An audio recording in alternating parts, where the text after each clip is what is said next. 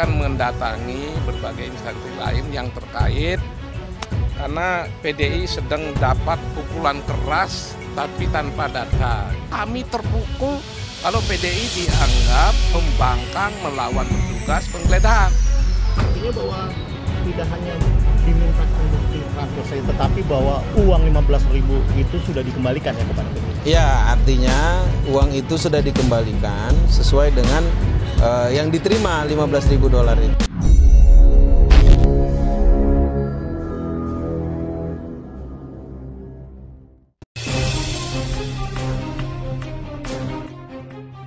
Mantan Komisioner Komisi Pemilihan Umum Wahyu Setiawan untuk pertama kalinya diperiksa sebagai tersangka. Wahyu diperiksa dalam kasus suap pergantian antar waktu anggota DPR 2019-2024 yang juga melibatkan politisi Partai Demokrasi Indonesia Perjuangan Harun Masiku. Wahyu diperiksa di Gedung Merah Putih Komisi Pemberantasan Korupsi Jakarta sekitar pukul 18.00 petang. Kepada awak media, Wahyu mengakui diperiksa dalam kasus suap melibatkan Harun Masiku. Namun, Wahyu enggan membeberkan materi pemeriksaan terhadapnya. Meski demikian, Wahyu mengakui surat perjanjian PAW Harun Masiku ditandatangani oleh Ketua Umum Dewan Pimpinan Pusat, PDIP Megawati Soekarno Putri. Sementara itu, penasihat hukum Wahyu Setiawan, Tony Akbar, menjelaskan kliennya mendapat sekitar 30 pertanyaan. Tony menyebut ini adalah pemeriksaan perdana terhadap Wahyu sebagai tersangka dalam kasus yang sempat menghebohkan publik ini.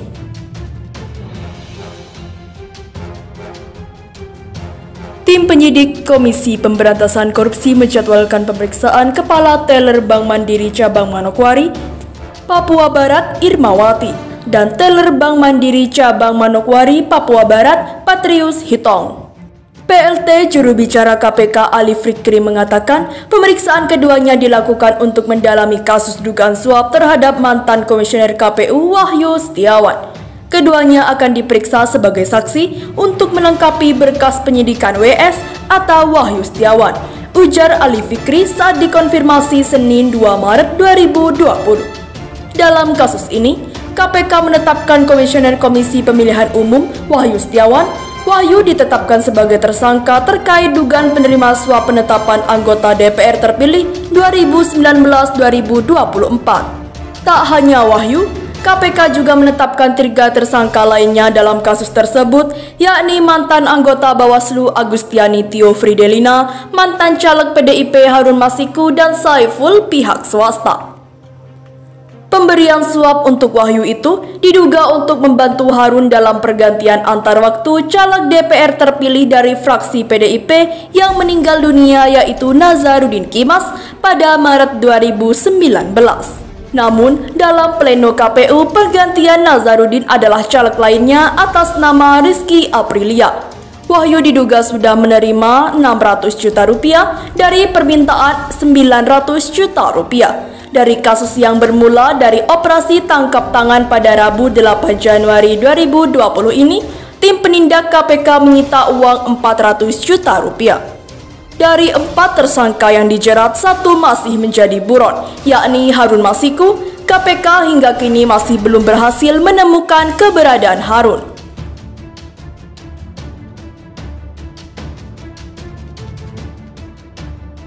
Kasus dugaan suap penetapan pergantian antar waktu anggota DPR 2019-2024 yang menjerat ex-calon legislatif PDI Perjuangan Harun Masiku disinyalir hanya sebagai puncak gunung es. Sejumlah pihak menduga ada banyak kasus lain yang serupa namun tak terdeteksi oleh publik.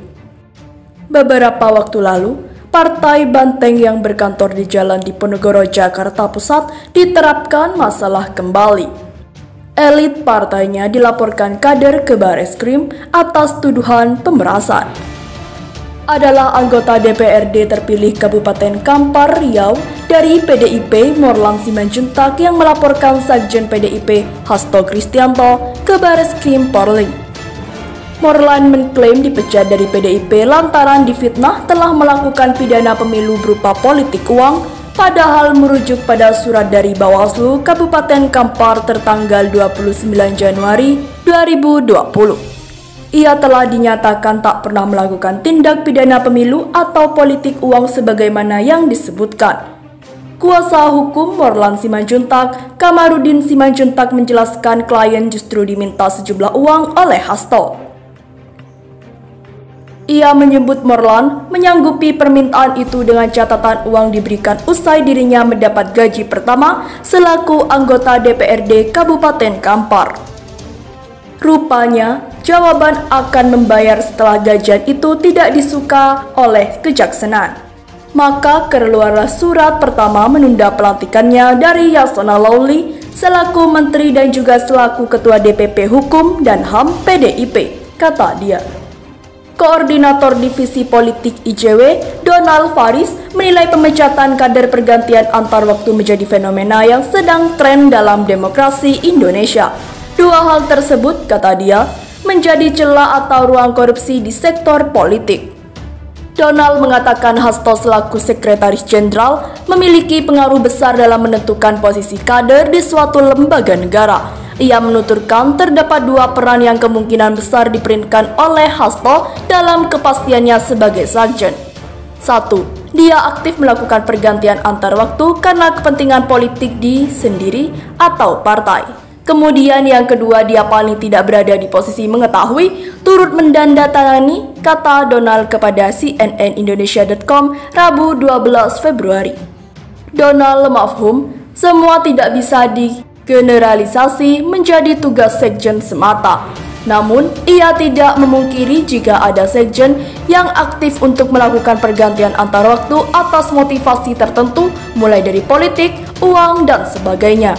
Ia tidak secara gamblang menyatakan apakah Hasto termasuk ke dalam bagian itu atau bukan. Hanya saja, ia berujar bahwa peristiwa tersebut memperlihatkan kuatnya oligarki partai. Kontrol peraturan perundang-undangan kemudian diabaikan. Aturan diabaikan, padahal undang-undang jelas menyebut anggota DPR terpilih berdasarkan suara terbanyak. Tapi suara terbanyak itu kadang-kadang sering diabaikan oleh partai dengan berbagai macam cara, kata dia. Senada dengan Donald, dosen hukum pidana Universitas Trisakti Abdul Fikar, lai pengakuan Morlan yang menyatakan ada permintaan uang oleh Hasto menunjukkan oligarki partai. Hal itu simpul dia akan berimplikasi terhadap kerusakan sistem politik, sistem kepartaian, dan sistem rekrutmen pimpinan negara dan pejabat publik. Ini korupsi politik yang menyebabkan masifnya money politik dan korupsi para pejabat publik, ucap Fikar melalui pesan tertulis. Hadar Nafis Gumai, ex-komisioner Komisi Pemilihan Umum, menduga cukup banyak kasus PAW yang memecat kader yang dilatar belakangi uang. Hanya saja, ia tidak bisa menyampaikan angka persisnya. Yang biasanya terjadi pemberitaan terkait proses PAW, artinya pemberhentian anggota dewan, caleg terpilih yang sudah dilantik menjadi atau bertugas sebagai anggota dewan. Kalau pemberhentian dan pergantian caleg terpilih belum dilantik, perkiraan saya baru terjadi pada pemilu 2019 ini, kata Hadar menjelaskan perbedaan situasi yang dialaminya. Teruntuk Harun dan Morlan, kata Hadar, sudah barang tertentu terdapat peran pimpinan partai dalam hal ini Ketua Umum Megawati Soekarno Putri dan Sekretaris Jenderal Hasto Kristianto. Di parpol melibatkan elit pengurus, dugaan saya iya. Karena surat formi pemberitaan ditandatangani oleh pimpinan parpol, imbuh dia. Standarnya pimpinan, ketum atau ketua, dan sekjen. Jawabannya ketika ditegaskan kembali nama Hasto dalam kasus PAW Harun Masiku dan memecat kader Morlan Simanjuntak.